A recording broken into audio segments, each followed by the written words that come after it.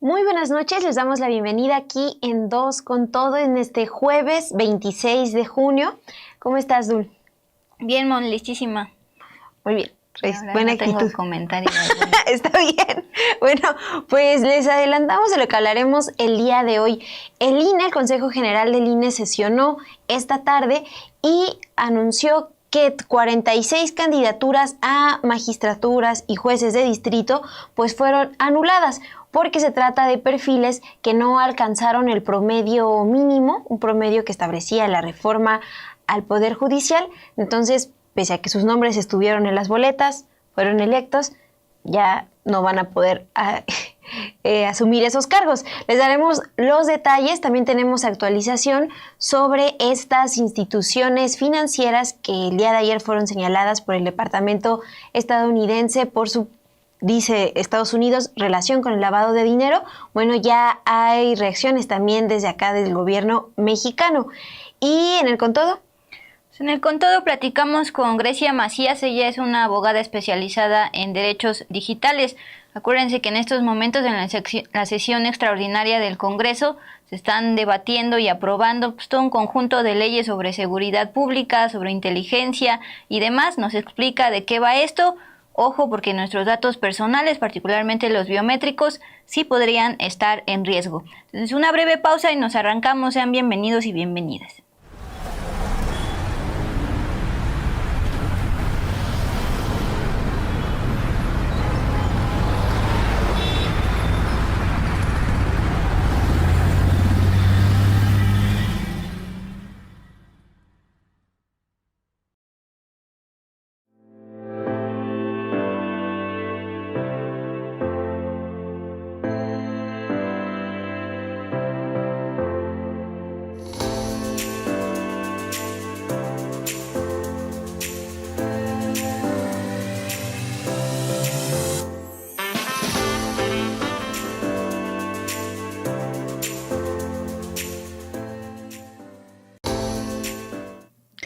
Muy buenas noches, gracias por seguir conectados, conectadas con nosotras aquí en Dos con Todo, por dejarnos sus me gusta para llegar a más personas y también sus comentarios. Pues vamos con la información, Dul, porque el debate en el INE continuó el día de hoy, esta tarde de jueves. El Consejo General del Instituto Nacional Electoral declaró inelegibles a 46 personas que ganaron la elección para magistraturas de circuito y juzgadores de distrito. Esto porque no cumplieron con el requisito del promedio mínimo en licenciatura o especialidad. Con esta decisión se dejaron los cargos vacantes. Recuerden que la reforma judicial planteó como requisito para las y los aspirantes un promedio de 8 en licenciatura y de 9 en materias especializadas. Aunque este era un requisito, pues los perfiles que no cumplieron con este promedio sí avanzaron en la selección que hicieron previamente los comités de los poderes ejecutivo, legislativo y judicial, y sus nombres aparecieron en las boletas el 1 de junio. Ahora los cargos están vacantes. Algo que también llamó la atención el día de hoy en la sesión que tuvo el Consejo General del INE es que se intercambiaron más cuestionamientos por los llamados acordeones, estas listas con nombres que se difundieron previo a la elección judicial. Por ejemplo, el consejero electoral Hug Kip Espadas cuestionó las estadísticas que han compartido en los últimos días otros consejeros, particularmente el consejero Martín Faz Mora. Él ha dicho que el efecto del acordeón fue especialmente grave para la elección del Tribunal de Disciplina Judicial. Aquí les informábamos hace unas semanas, bueno, hace unos días, magistraturas del Tribunal de Disciplina Judicial. No, hacía 2 semanas. Fíjate, hace 2 semanas el consejero Martín Faz Mora había puesto como ejemplo que en el 51% de las casillas resultaron ganadoras las 5 candidaturas que compitieron para el Tribunal de Disciplina Judicial que aparecieron en estos acordeones que fueron difundidos previo a la elección. Bueno, vamos a escuchar qué es lo que dijo hoy el consejero electoral Hug Kip Espadas, quien habla de los acordeones y cómo reflejan pues una afinidad política que sí está presente en la población. Vamos a escucharlo. Hablemos, como se ha propuesto, del elefante en la sala.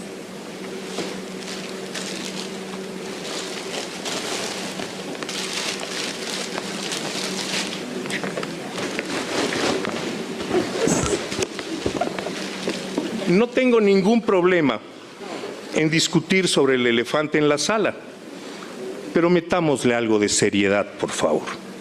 Los acordeones.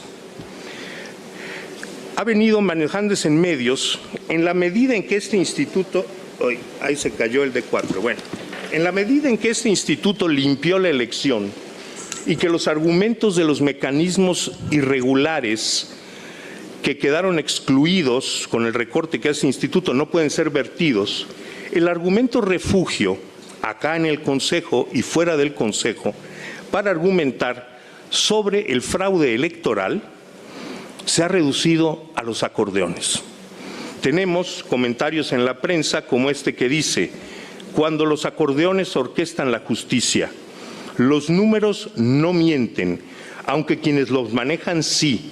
El 90% de los ciudadanos votaron por los candidatos que aparecieron en los famosos acordeones. Esta cifra, por cierto, es totalmente falsa, después profundizaré en ella. Pero pensemos primero en los acordeones de manera abstracta. Una de las cosas que a mí me ha llamado la atención en los últimos meses fue descubrir que en los Estados Unidos circulan acordeones durante las elecciones.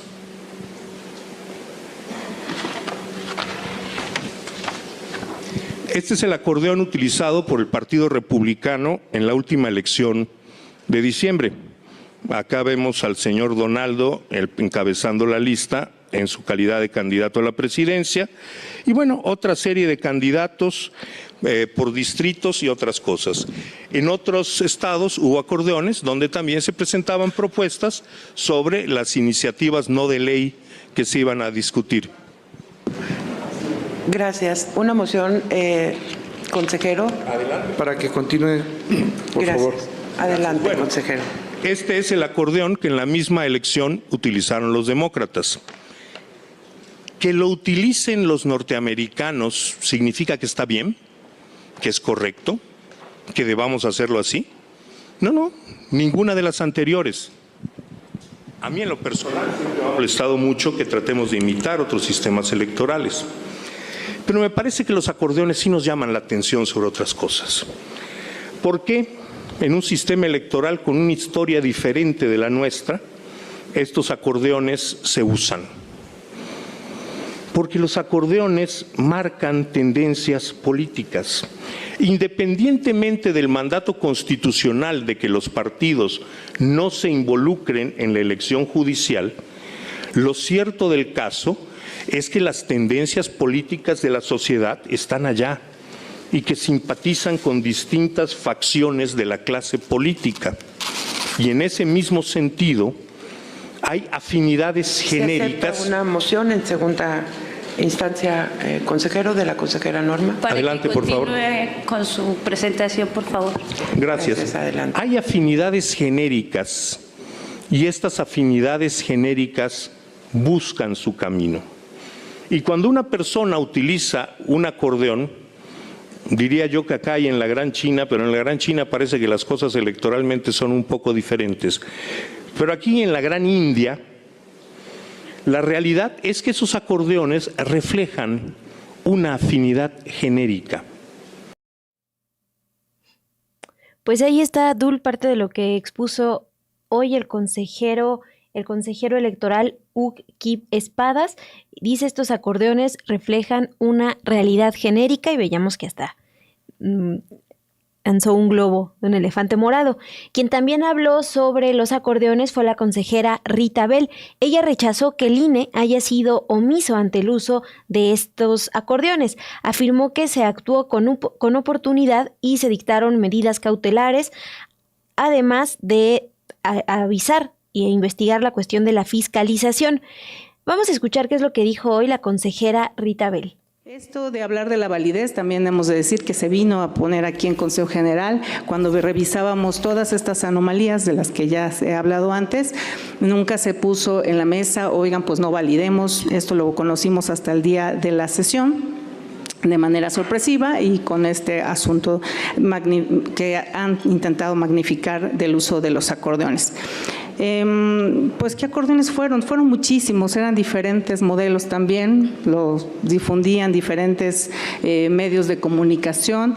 ¿Quién los puso? Tampoco tenemos esa certeza, vuelvo a decir, no tenemos un dictamen, no tenemos una persona específica señalada o una institución en específico señalado, y por eso pues se me hace pues muy atrevido y también con muy poca responsabilidad intentar invalidar o no darle la validez a una elección que estuvo realizada y que este instituto realizó de manera muy ordenada, con lo que tenía, también eso lo hemos dicho, ¿no? Hubo retos a los que nos enfrentamos por sí mismo, pero de que pusimos todos los elementos, ahí estuvieron. Ante la pregunta, ¿qué le decimos a la ciudadanía? Pues es que por eso hay que participar, por eso hay que salir a votar, por eso hay que informarse. Y este instituto hizo todo porque cada persona tuvo la posibilidad de acudir a votar el día de la elección. Tuvo una plataforma donde podía revisar las candidaturas. Hicimos todo lo posible, por todos los medios también señalar que el uso de estos acordeones y que si te intentaban presionar para usarlos, pues que se trataba de un delito y que había que denunciar. Entonces, ese instituto hizo todo lo que legalmente se tenía que hacer y por ello la elección es válida. Y también la consejera Dania Rabel defendió, como ya lo ha hecho en intervenciones pasadas de este Consejo General, la decisión que tomó de no validar la elección. Para ello recordó las irregularidades que registró el INE, como en 818 casillas que fueron excluidas para la elección de la Suprema Corte de Justicia de la Nación para las ministras y ministros, y las 929 que se excluyeron para la votación del Tribunal de Disciplina Judicial. Vamos a escuchar a la consejera Dania Rabel. A mí no me parece que haya sido atrevida o irresponsable la acción que tuvimos algunas consejerías o la medida que pretendimos adoptar al decir que no estamos de acuerdo con declarar la validez de la elección. A mí, por lo contrario, me parece totalmente responsable y congruente con lo que vimos y con la gravedad de lo que estuvimos observando. Ciertamente, a mí por lo menos no me había tocado ver, y creo que no tenemos ningún registro de esto, en donde se hubiera tenido que hacer una depuración en el Consejo General por las irregularidades que se observaron. Irregularidades que son en mayor o menor medida en distintas elecciones, porque, por ejemplo, para el caso de la Suprema Corte de Justicia de la Nación, se detectaron 818 casillas que ameritaron que no se hicieran en la sumatoria porque pues vimos irregularidades graves con relación a estas. En el caso, por ejemplo, del Tribunal de Disciplina Judicial fueron 929, que eso también es coincidente con un dato que en su momento mencionó el consejero Arturo Castillo respecto de la coincidencia que había en el tema de los acordeones aún mayor para la integración del Tribunal de Disciplina Judicial. Esas cuestiones, junto con los informes que estuvimos también solicitando a nuestros órganos desconcentrados, pues puso en relieve todavía más inconsistencias y irregularidades. Por ejemplo, en el tema de las boletas sin marcas de dobleces, pues efectivamente nosotros a partir de experiencias previas establecimos en los lineamientos para la preparación y desarrollo de cómputos distritales que esas boletas no se iban a contabilizar. Sin embargo, de los informes que nos llegaron vimos, por ejemplo, en San Luis Potosí, en el Distrito 4, que sí se... Bueno, pues justo así fue la sesión de hoy del INE que tenían pendiente desde hace bastantes días. Recuerden que todo ya estaba agendado para que el INE fuera validando la elección primero de los ministros de la Corte, luego de los magistrados del Tribunal de Disciplina, y se atoraron en estos cargos que son los de mayoría, 800, más de 800 para magistraturas de circuito y jueces de circuito. En su momento, recordabas, Mon, hablamos sobre el caso de los candidatos expuestos por la consejera Carla Hombre. Ella propuso, junto con la consejera Rita Bell, no validar a estas personas por sus antecedentes en cuestión de violencia de género.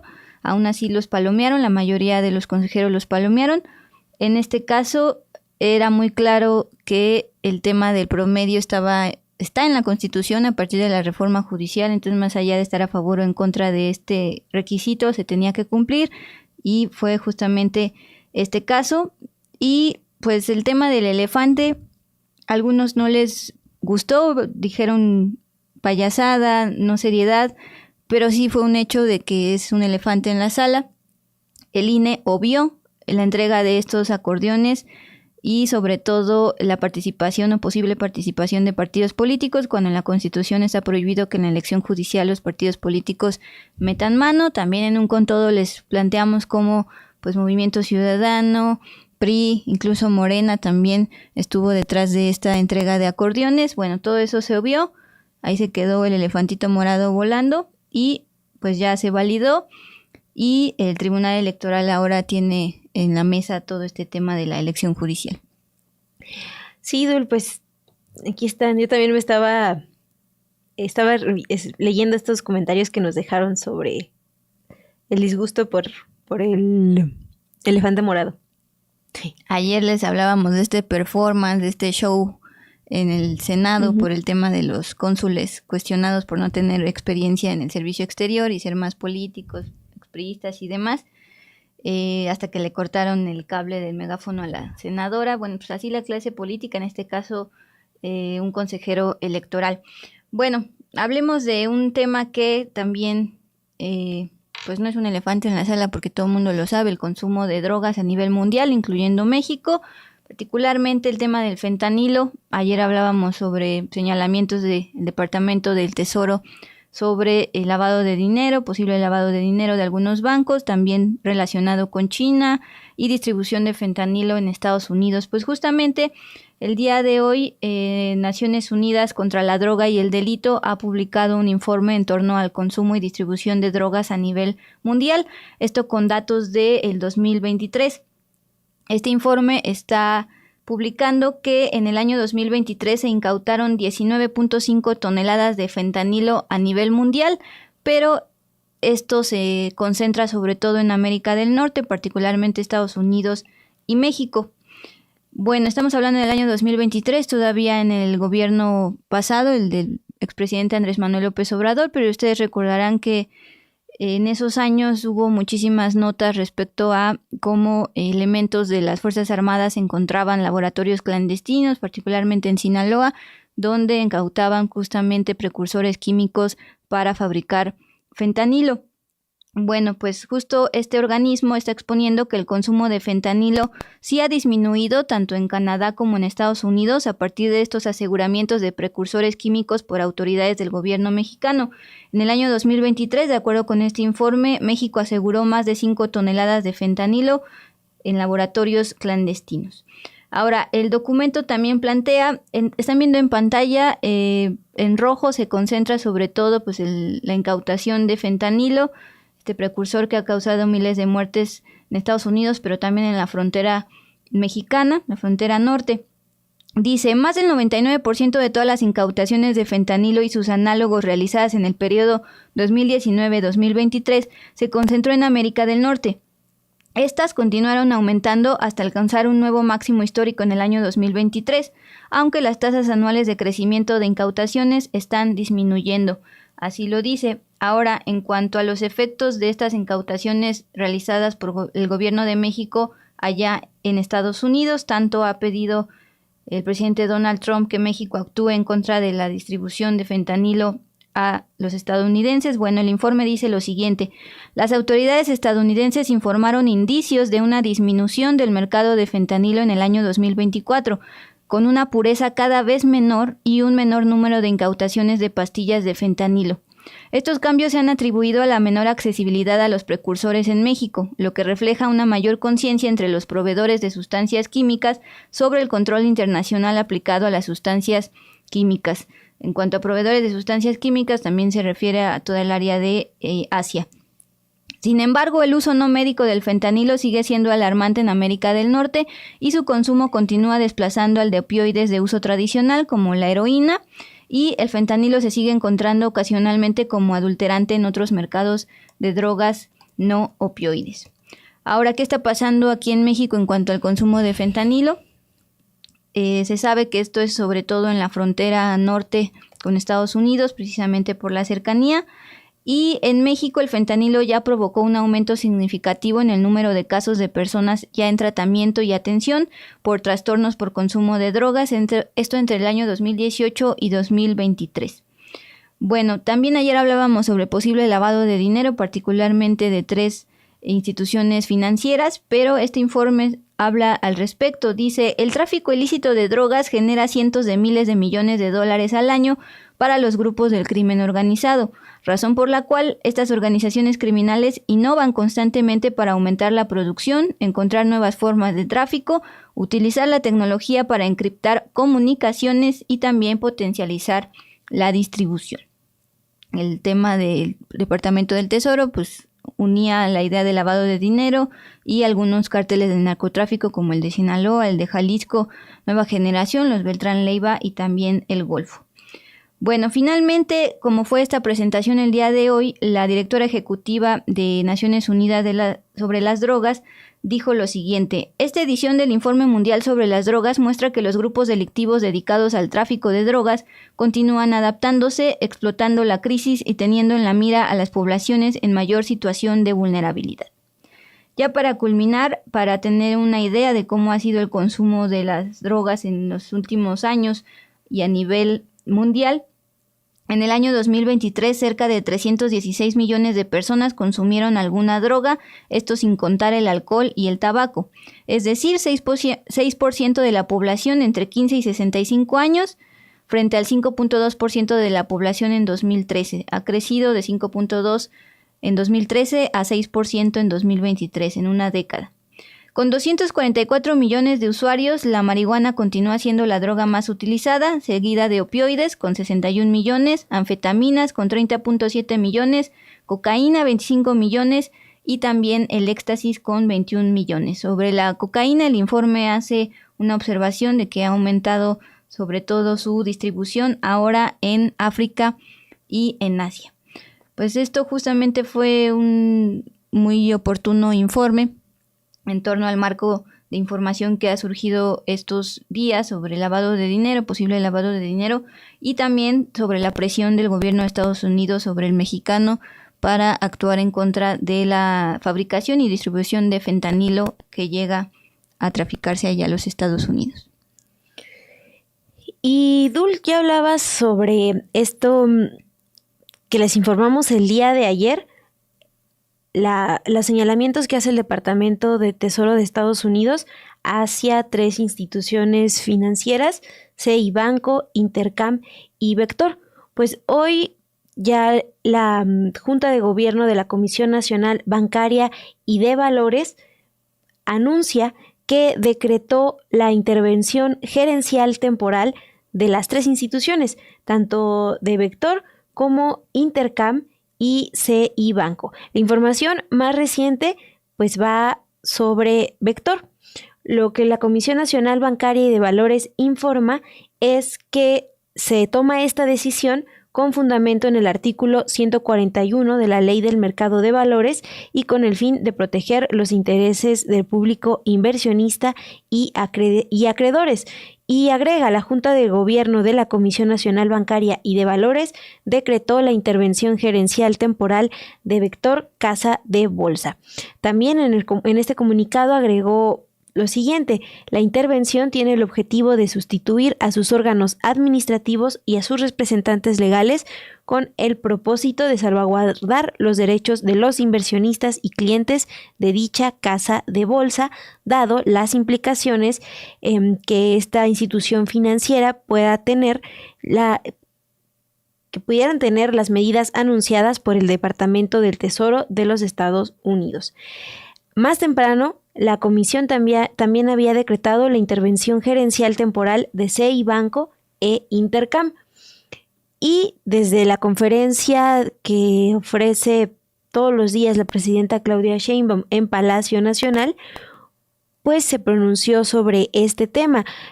Muy parecido a lo que la Secretaría de Hacienda informó el día de ayer y que ya les habíamos expuesto aquí en este programa.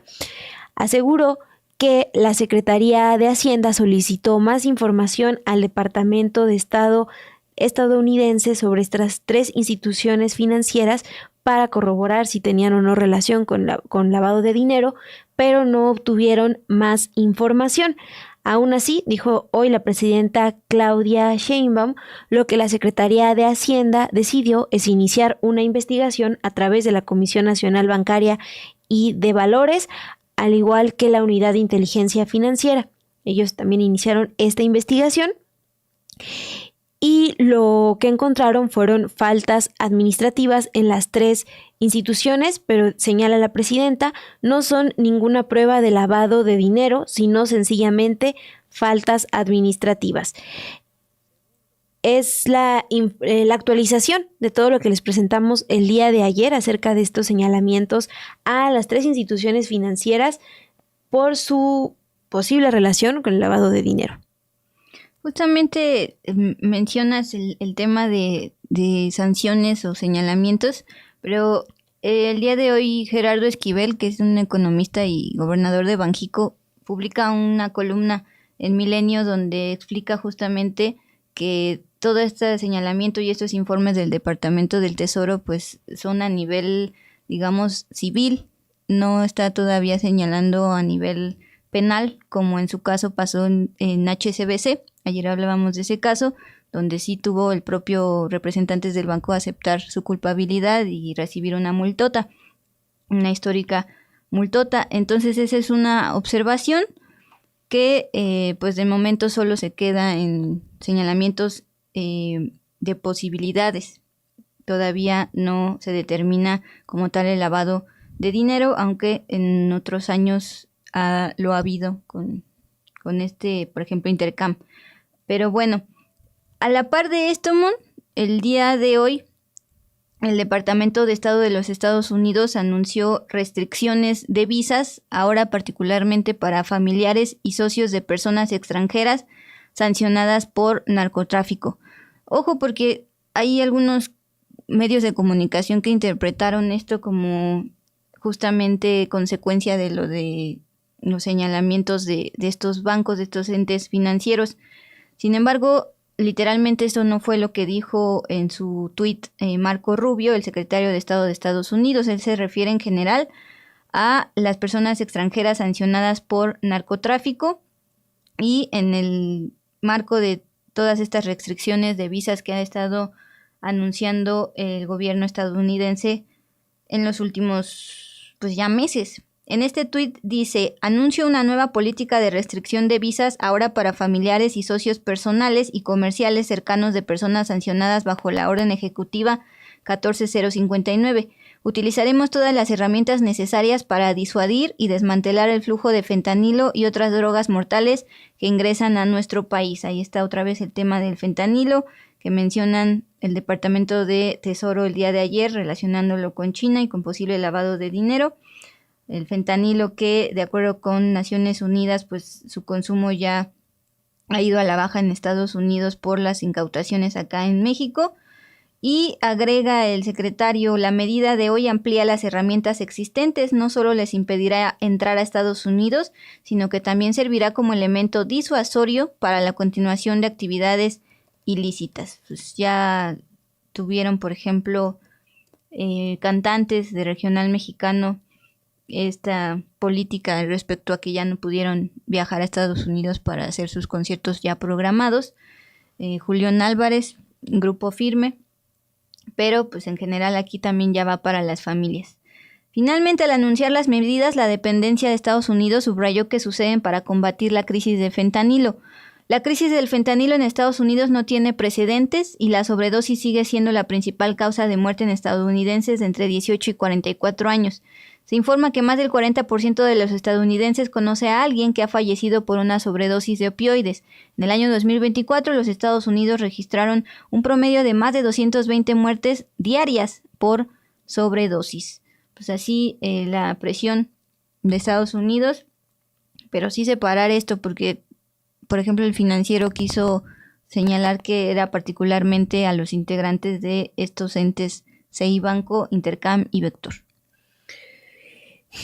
Pues Dul, también les tenemos información sobre lo que responde el día de hoy el gobierno de México a la fiscal estadounidense que ayer incluyó a México en esta lista de países adversarios. De acuerdo con las declaraciones de la fiscal, estos países adversarios planean atacar a las ciudadanas, a los ciudadanos estadounidenses a través del tráfico de drogas.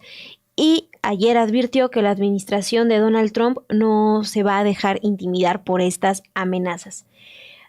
Nada más para recordar lo que planteó ayer la fiscal general de Estados Unidos, Pam Bondi, al ser cuestionada por el senador republicano Lindsey Graham. Fue lo siguiente: creo que el presidente Trump lo ha dicho alto y claro, no nos intimidarán y mantendremos Estados Unidos seguro, no solo de Irán, sino también de Rusia, China y México, de cualquier adversario que intente matarnos o drogar a nuestros hijos. Eso fue lo que dijo ayer la fiscal. Y el día de hoy la presidenta Claudia Sheinbaum pues dijo que la funcionaria estadounidense no está informada. Esto sobre los acuerdos en materia de defensa que hay entre ambas naciones, y recalcó que hay mucha colaboración entre ambos países. Sí, también pues resalta, estamos a punto de cerrar un acuerdo sobre seguridad con el gobierno de Estados Unidos, derivado de la primera reunión que se tuvo en Washington en febrero, siempre en el marco de la soberanía de cada país. Vamos a escuchar qué es lo que responde el día de hoy la presidenta a la fiscal general de Estados Unidos. No está muy informada, la verdad.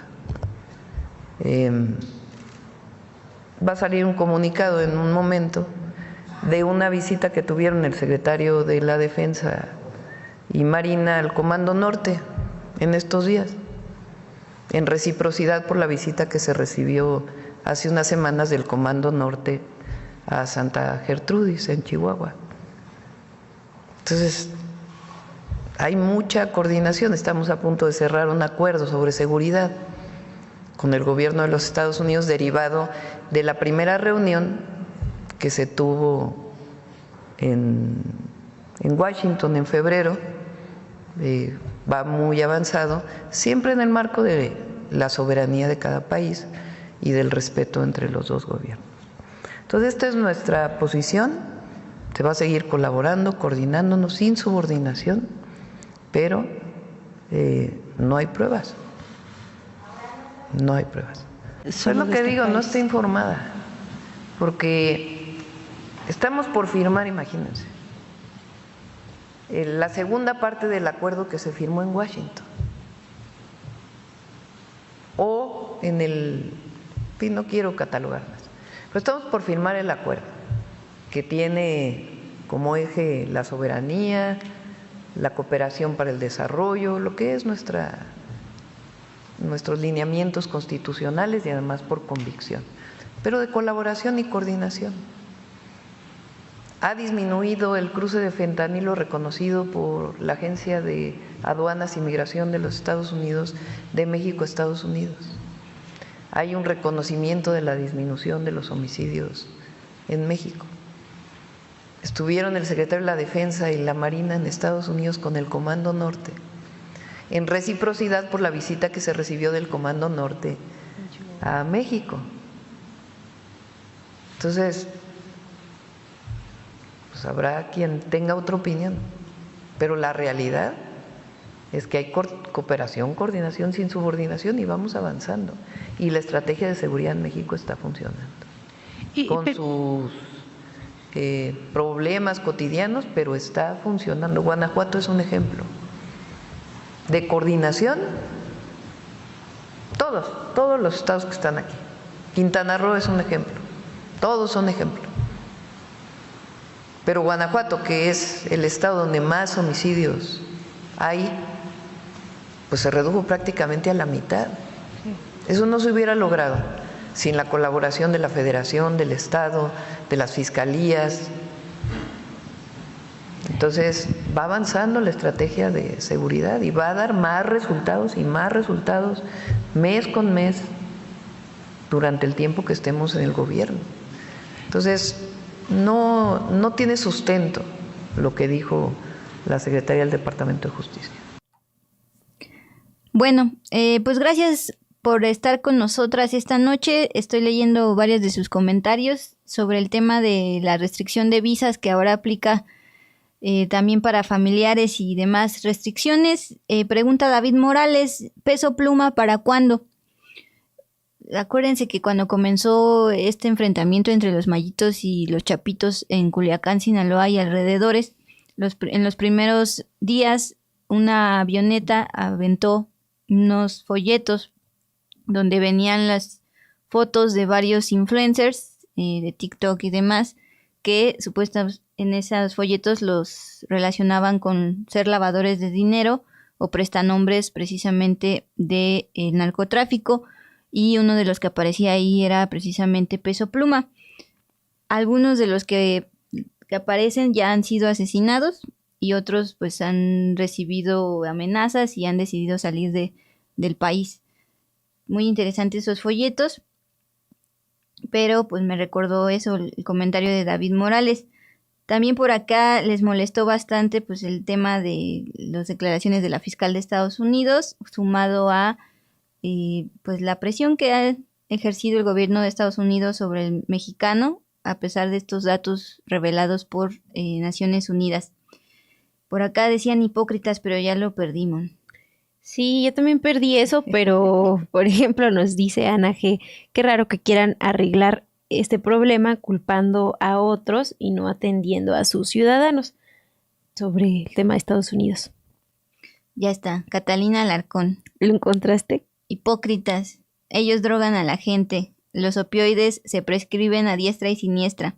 Si tanto les importara, dejarían de armar a los cárteles. También otro informe del propio Estados Unidos sobre este tema de el tráfico de armas por parte, pues precisamente de armerías allá. Se atascaron una de las dos demandas que tiene Relaciones Exteriores con el gobierno estadounidense por el tráfico de armas. Pero pues ya también los datos revelan que precisamente envían a estos cárteles como Sinaloa y Jalisco Nueva Generación. María Ávila nos echa flores, muchas gracias. Dice, este programa es muy buen programa, saludos. Y pues bueno, me voy justo ya con la última noticia antes de enviarlos y compartirles esta entrevista que tuvimos con Grecia Macías sobre el tema de los datos personales. Si hacemos memoria, el gobierno de la Ciudad de México hace unos meses prohibió la tauromaquia, aunque agregó el tema con violencia. Sin embargo, la Plaza México ha advertido el día de hoy que no va a ser posible celebrar corridas y novilladas tradicionales en el recinto, porque precisamente están reconociendo que sin violencia no hay espectáculo. Precisamente dicen en este mensaje, la reforma ya aprobada por el Congreso de la Ciudad de México representa una prohibición a la tauromaquia, pues elimina elementos esenciales de la misma y conlleva un cambio estructural que altera profundamente la naturaleza de la corrida de toros. Adicionalmente, es técnica y jurídicamente inviable llevar a cabo el denominado espectáculo taurino sin violencia. Bueno, pues con estas palabras se pintan. Y también esta Plaza México prevé la desaparición del toro de Lidia, que precisamente es una especie que se cría particularmente para ser asesinado. Lamentamos cualquier medida que atente contra la libertad cultural de cientos de miles de personas que han hecho de la tauromaquia una tradición viva en la Ciudad de México y en el resto de nuestro país. Justamente a la par el día de hoy hubo afectaciones viales porque un grupo de galleros también se manifestó en calles de la Ciudad de México para exigir pues el respeto a sus tradiciones. Más de una ocasión se ha también citado a los colectivos animalistas que dicen que la tauromaquia pues justamente es reflejo de la violencia y no hacía sentido el tema de que hubiera tauromaquia permitida sin violencia. Pues la propia Plaza de México está diciendo pues no se puede sin sangre. Pues ahí estamos. Ahora voy a hacer el salto cuántico a las sesiones extraordinarias que se están haciendo tanto en la Cámara de Diputados como en la Cámara de Senadores rumbo al 2 de julio para aprobar varias reformas. Ojo con lo que se está debatiendo en el tema de seguridad pública y en el tema de inteligencia y la serie de, digamos, un nodo de megadatos interconectados entre empresas privadas y también públicos, porque lo que se está aprobando en este conjunto de leyes pues va a permitir a las secretarías del Estado, incluyendo a la Sedena, al Ejército, solicitar cualquier información de ustedes sin tener que argumentar por qué y sin controles, por ejemplo, solicitando esta información con alguna orden judicial, particularmente los datos biométricos. Ustedes pensarán, bueno, pues mi celular tiene ya mis datos biométricos. Hoy en la mañana me decían Coppel tiene mis datos biométricos, pero aquí el tema es que los del celular están resguardados y ahora el Estado ya va a tener permiso de tener acceso a cualquier dato de cualquier persona. Esto fue lo que nos explicó precisamente Grecia Macías. Ella es una abogada especializada en derechos digitales, independiente, pero justamente su análisis coincidió con una advertencia publicada el día de hoy por una serie de organizaciones civiles en torno a pues este paquete de leyes en torno a seguridad pública. Ayer se aprobó algunas, de hecho en madrugada. El Senado ahora tiene en su cancha este tema. Sí, Dul, es importante escuchar este análisis que nos deja la abogada Grecia Macías, porque está planteando el derecho, la importancia de defender pues estos derechos el derecho a la privacidad y nuestros derechos digitales. Entonces, vamos a escuchar esa entrevista con Grecia Macías, abogada especializada en derechos humanos y tecnología.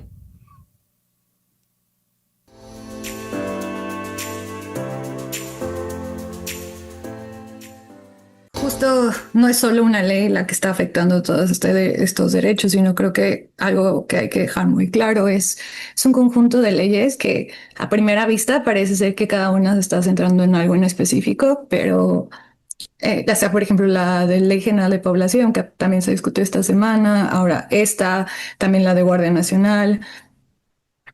Y todo este paquete de reformas lo que está generando es una infraestructura de vigilancia, no, que en serio, o sea, habíamos visto otros ejemplos de infraestructuras de vigilancia en otras partes del mundo, pero no tienen tantos alcances tan desmedidos y tan arbitrarios y tan preocupantes como estamos viendo acá. No es solo un tema de mis datos personales o vulneración a la privacidad, sino el alcance que tiene toda la información que se recopila de las personas. Entonces, como respondiendo a tu pregunta, el más como inmediato que habla es el derecho a la privacidad, pero en general también afecta. El derecho a la privacidad está relacionado con muchos otros derechos, como también la libertad de expresión, como también el derecho a acceso a varios servicios o el derecho, por ejemplo, también de no discriminación. ¿Y por qué? Al momento en el que le facilitamos al gobierno este tipo de... Básicamente le estamos dando entrada a que pueda monitorear a cada una de las acciones que tenemos al interactuar con servicios públicos o privados. Ya sea porque nos piden la CURP biométrica, que aparte de los datos biométricos son sumamente sensibles, porque pues, están aparejados a la persona, ¿no? No es tan fácil de cambiar como otros tipos de datos personales, ¿no? Entonces, es muy difícil que tú, por ejemplo, bajo estas nuevas reglas, es muy difícil que puedas ir a una consulta médica, solicitar, no sé, incluso comprar un boleto de avión, de autobús, lo que sea, ¿no? Porque al fin y al cabo son servicios que te pueden, de acuerdo con la nueva ley, requerir que des tu CURP, y con la ley de inteligencia, de seguridad pública y de inteligencia, lo que crearon también es otra plataforma que justo es lo que estaban advirtiendo varias voces de sociedad civil hoy en la mañana, que cambiaron de último minuto y agregaron una plataforma central de inteligencia donde básicamente es como un nodo gigantesco que va a tener la información de lo que todas las otras de lo que las otras secretarías o autoridades recopilen, federales o locales, ¿no? Y también pueden requerir estas bases de datos también a privadas. Pueden hacerlo mediante convenio, pueden hacerlo mediante, por las malas, por así decirlo, como decía Luis Fernando, por un requerimiento, ¿no? Y no hay un límite a qué puedan pedir, porque la legislación es tan ambigua que pueden pedir lo que quieran, ¿no? Eh, Esto ha sido justificado bajo, eh, bueno, por ejemplo, la Ley General de Población y la curbiométrica y todas estas otras iniciativas, por una parte para ayudar usando una causa que duele, una herida que duele mucho al país, que es la búsqueda de desaparecidos, que es una crisis que en efecto es un es una herida una deuda histórica del gobierno que tiene que arreglar, pero esta ni siquiera es la forma para hacerlo y ni siquiera va a servir para buscar a personas desaparecidas, porque no estás creando una base en específico únicamente de personas desaparecidas, estás queriendo como crear tu propio pajar para buscar una aguja, ¿no? Es como una base de datos masivas que ni siquiera está focalizada para buscar a una persona específica, sino más bien identificar a todos, ¿no? Y perfilar a todos. También, por ejemplo, en las leyes de inteligencia hablan sobre el uso de estas bases, de las plataformas, de la plataforma única o central de inteligencia para hacer análisis con esos datos que puede ayudar a como prevenir delitos o análisis de inteligencia, que eso puede ser desde, en efecto, querer ver cómo se cometió un delito hasta utilizar sistemas de predicción policíaca que han sido sumamente peligrosos, racistas, inexactos o en otros casos llegan como a focalizarse en querer perseguir a las personas más vulnerables del país o a opositores políticos, que esa es la otra, ¿no? También con todo este tipo de sistema que está conectado y es como un gran pulpo que teja sus tentáculos por todos lados y puede adquirir información para hacer básicamente lo que se necesite para no solo las autoridades de seguridad pública, sino también con las leyes de Guardia Nacional que también se discutieron esta semana, también abren a que Fuerzas Armadas puedan utilizar esta información. Entonces, un, es una manifestación un poco grotesca también de la sed de vigilancia que tiene el Estado y cómo ahora, después de desmantelar estos contrapesos como el cosas básicas como la independencia del Poder Judicial de la Federación o, por ejemplo, el INAI que establecía como mecanismos específicos para poder detener el uso arbitrario de el uso arbitrario de esta información, pues ya no tenemos ni eso. Y ahora están creando un sistema que no te avisa ni cómo, ni quién, ni cómo, ni cuándo, ni por qué van a usar tus datos. O sea, no llevan un registro de quién está accediendo a esta información. No está, o sea, la redacción está lo suficientemente ambigua que, vaya, ni siquiera lo mínimo que es una autorización judicial te piden. Y no quieren llevarlas porque no quieren rendir cuentas de para qué lo están usando. Están usando como redacción o principios como muy abstractos, pero al fin y al cabo, si la ciudadanía dice, bueno, me hiciste darte todo, quiero saber para qué lo estás haciendo, ¿no? Ellos no están estableciendo ningún mecanismo para poder dar explicaciones e incluso si tú te atreves a filtrar alguna de esta información, también va a haber consecuencias, ¿no? Creo que también están señalando que hay uno de estos delitos, de estas sanciones que establece este nuevo paquete de reformas. Entonces, esto no es nuevo, que es lo más triste. Esto se lleva discutiendo de la primera ley la ley los primeros cambios de la Ley General de Población. Hace un año que venimos discutiéndolas, y especial porque empezó desde, bueno, empezamos con registros civiles, estos como registros civiles biométricos, y luego la CURP biométrica, que bueno, empezó como la CURP con foto, y luego fue como, no, ahora con biométricos, hecho y derecho. ¿Cuáles? ¿Quién sabe? No dicen, pueden ser todos, ¿no? Y poco a poco han ido avanzando, ¿no? Luego, ¿qué pasó? Pasó lo de la desmantelación del INAI, la desmantelación del Poder Judicial de la Federación, de la Corte. Entonces, no es raro.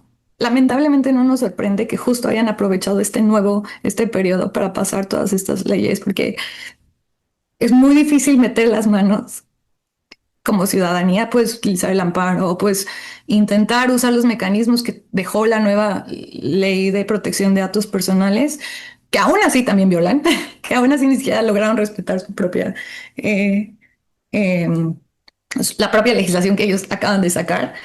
Eh, entonces es un servirse con cuchara grande y sin miedo, y sin miedo, porque saben que las probabilidades que tenemos para meter las manos se ven muy disminuidas, ¿no?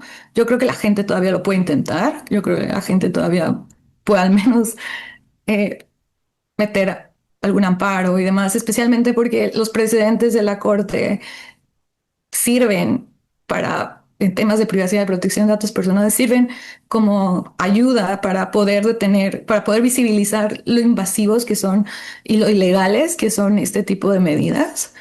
Ahora, ya vaya a ser que tanto cada juzgador o juzgadora o ministro o ministra, si es que esto llega a la Suprema Corte, quiera demostrar que puede su independencia y ponerle un alto o un freno a- a- al Ejecutivo, pero la verdad es que como se vio en las elecciones judiciales, se antoja un poco complicado. Pero sí, o sea, yo justo estaba leyendo las leyes esta semana y es como, vaya, para lo del cuerpo, el requerimiento de bases de datos, es como justo una pregunta que yo tenía es como, bueno, como no distinguen entre qué tipo de privados y demás. Entonces, incluso te podían pedir que plataformas de redes sociales te empiezan a pedir la CURP para hacer una cuenta acá, ¿no? Porque es un servicio y no dicen qué tipo de servicio sí, qué tipo de servicio no. No dicen, por ejemplo, de los bancos y la información, no dicen qué tipo de información no van a pedir, incluso si está protegida por cosas de secreto bancario o por regulación extranjera, ¿no? Entonces, literal, se metieron a la cocina de todas nuestras vidas, y ojalá, sé que están varias todavía en discusión dependientes, que una se regrese al Senado y demás, eh, pero se ve complicado el panorama en lo legislativo, la verdad. Y pues estas iniciativas las mandó el Ejecutivo, así que dudo bastante que la presidenta quiera ejercer su poder de veto sobre sus propias iniciativas, ¿no? Es sumamente indignante aparte, y es todavía una grosería con todas sus letras, que estén usando causas como la de las personas como la búsqueda de personas desaparecidas para justificar esto. Eh, y sí, o sea, uno de es una de las expresiones más como cínicas de poder que he visto en un buen rato en temas de vigilancia, ¿no? Saben, es como saben que es muy difícil detenerlos, y entonces ahora lo que hicieron es como, claro, vamos a crear este nuevo aparato de infraestructura para que la Secretaría de Seguridad Pública se vuelva como este ente de inteligencia, de inteligencia y vigilancia, pero también le damos facultades al ejército para que no envidie todas las demás enormes facultades que ya tiene el ejército en la administración de seguridad pública. Vaya, me gustaría darte alguna ilusión de como algún dato positivo o demás, pero acá no hay. No, de hecho, Grecia, iba a plantear que pues en México la historia nos ha mostrado que el Estado ha vigilado desde los 70 con la Dirección Ujú. Federal. Ustedes, bueno, desde la sociedad civil han detectado el tema de Pegasus y el uso contra opositores y demás. Entonces, con estos antecedentes, ¿Qué garantías se puede esperar de un gobierno que está diciendo que ahora sí no va a vigilar como se hizo en los 70? No, ni una. O sea, y eso viene igual, como mencionas, R3D. Bueno, yo estoy como independiente de la sociedad civil. R3D justo em, documentó cómo el ejército y esta administración y las administraciones pasadas han utilizado estos mecanismos de spyware, o incluso también ahorita dentro del paquete otra vez volvieron a meter temas de geolocalización y que no deja muy claro si ahora también el ejército puede pedir, o sea, es confuso lo suficiente para saber qué tanto, si el ejército puede pedirla también sin alguna autorización judicial previa o demás. Em, Eso, y ese de como no, aquí ya no vigilamos, aquí ya protegemos la libertad de expresión, se podrá decir en distintos eh, púlpitos presidenciales, ¿no? Pero la verdad es que lo que hemos visto es todo lo contrario. O sea, y lo vamos a empezar a ver porque, por ejemplo, parte de esto implica que también pueden pedir información de qué compras, de qué tipos de facturas que estés emitiendo y demás. Y vamos a empezar a ver cómo van a usar ese tipo de información para crear estas narrativas, para golpear a gente o a opositores en las mañaneras, que ya lo hemos visto, ¿no? Que ya hemos visto cómo sacan estas, cómo han usado, han difundido la información personal de periodistas, de personas activistas en, en estas conferencias y demás, ¿no? Y nunca nos habían dicho, oye, ¿cómo conseguiste la información, no? Bueno, ahora básicamente es como, bueno, tengo ya permiso para hacerlo, me estoy dando permiso para hacerlo más evidente, ¿no? Eh, y todavía, pues también crean, poniéndole toda una capa más, que es con datos biométricos, que básicamente eh, cuando funcionan es casi imposible que puedas separarlos de tu identidad. Entonces, también como otra cosa que estaba pensando hoy en la mañana es como si estos se van a conectar con también entidades federales, entidades locales y demás. Hay muchas entidades locales que tienen tecnología de reconocimiento facial con capacidad de reconocimiento facial. Entonces, básicamente también es, bueno, cada vez que estos estados recolecten esta información, también se lo van a estar pasando al estado, ¿no? Entonces, el anonimato o el derecho a poder tener una vida privada también en espacios públicos se está perdiendo. O sea, incluso si tú antes no tenías que darle explicaciones a nadie, si querías ir al doctor porque te sientes mal, si querías acceder a servicios legales, si querías inscribirte a la escuela, sí, lo que sea, ¿no? Y ahora es como el Estado siempre va a estar tomando, o sea, recolectando esa información y almacenándola en estos puntos, en estas bases de datos centralizadas, que aparte también nos dicen que luego van a utilizar toda esa información para con inteligencia artificial, para hacer Dios sabe qué, ¿no? Y por eso puede venir, por ejemplo, desde, especialmente con temas como la biométrica y demás, eso puede terminar también en el condicionamiento de programas sociales, porque eh, deciden usar sistemas automatizados para decidir a quién sí, a quién no le dan programas sociales, ¿no? Y la única forma en la que se podía hacer eso era si tenían una base de datos enorme de todas las personas para poder predecir sus conductas. Entonces, con esta información, pues básicamente pueden decidir cuándo abren la llave y le cierran la llave en temas de programas sociales o otros servicios públicos a cualquier persona. Y otra vez, no sabemos, no tenemos ninguna garantía de transparencia, no tenemos ninguna garantía para saber cómo lo están utilizando, qué criterios utilizar, qué criterios influyeron, nada. Es literal estar a merced del Estado. Gracias, Grecia. Ya por último, ¿qué mensaje le daría a las personas que están minimizando este tema diciendo, por ejemplo, bueno, pues mis datos biométricos lo tiene ya un gimnasio o mi celular, etcétera? No las debería de tener tu gimnasio, en primer lugar. Porque el tema de identidad pues, en general no es, o sea, ponerle datos biométricos nomás porque sí, es literal como solo exponerte a vulnerabilidades como de o el mal uso de estos datos personales o demás, a veces ni siquiera funcionan tan bien porque no están bien entrenados. Y entonces, si eres si eres una persona racializada o tienes un tipo de discapacidad o demás, o tu identidad de género no es cisgénero, muchas veces ni siquiera te pueden identificar correctamente. O la del celular, por ejemplo, el celular solo está almacenada en el celular mismo, no se comparte con nadie más. Y ese es el punto clave. No estaban conectadas. Sí está mal que ya estén recolectando información biométrica para este tipo de servicios, porque la finalidad es total, o sea, no hay ninguna proporción entre la finalidad de lo que quieren lograr, que es identificar a la persona y usar un dato biométrico tan sensible como el rostro, el iris y demás. Pero lo más crítico de aquí es que es que va a haber una persona que pueda acceder a todas esas como bases de datos separadas y eso no se podía antes.